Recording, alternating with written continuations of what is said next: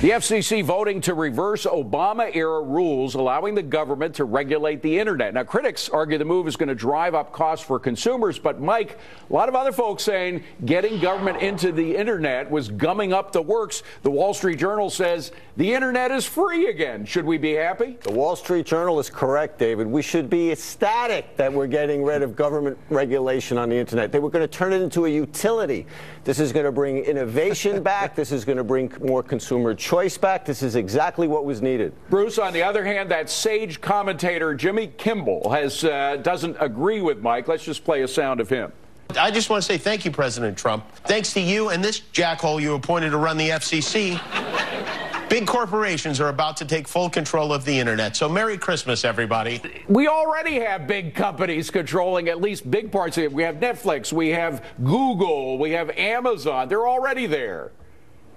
Well, listen, Jimmy Kimmel and I are both devotees of Howard Stern, so Baba Booey on that one. But I would say, listen, these rules could prevent, this is what some of the smaller players are saying, something special from being created if indeed, you know, some of the creativity of some of these entrepreneurs is stifled by this if you're giving big companies more power. And also the big companies could start charging for some of these things. John, so, when have government bureaucrats ever allowed entrepreneurs to bring innovation to anything? I mean, the point is, this is getting the FCC regulators out of the internet.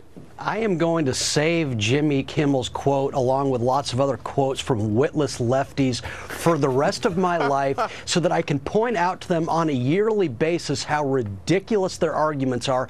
This is about private property, but beyond this, capitalism is all about turning what the few enjoy into something that we all enjoy. Why would the internet somehow be different? And Rich, the point is that the FCC, a typical government bureaucracy, spent decades regulating the phone companies, regulating television. They tried to regulate the internet, but the reason the internet was so innovative and inventive was because the bureaucrats weren't there.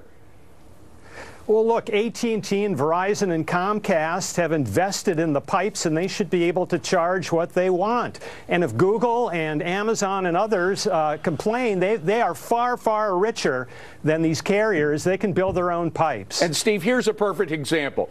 There was cellular technology back in the 1940s. AT&T in 1947 wanted to bring out the cell phone.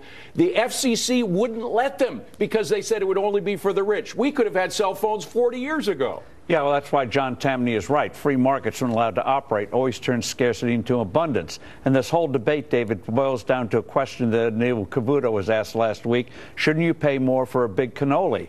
Shouldn't you pay more for 2 pizza pies instead of 1? That's the whole thing. Deregulate. Bill, you got 10 seconds. Go ahead. Well, there's nothing innovative about the $100 a month I pay for slow internet in a rural area. I really think that we should be regulating monopolistic cable only where it's a monopoly. All right, that's the last word. Coming up, more than half of Americans admitting they're making poor financial decisions this holiday, but our informers say buying their picks could be the best decision you ever make.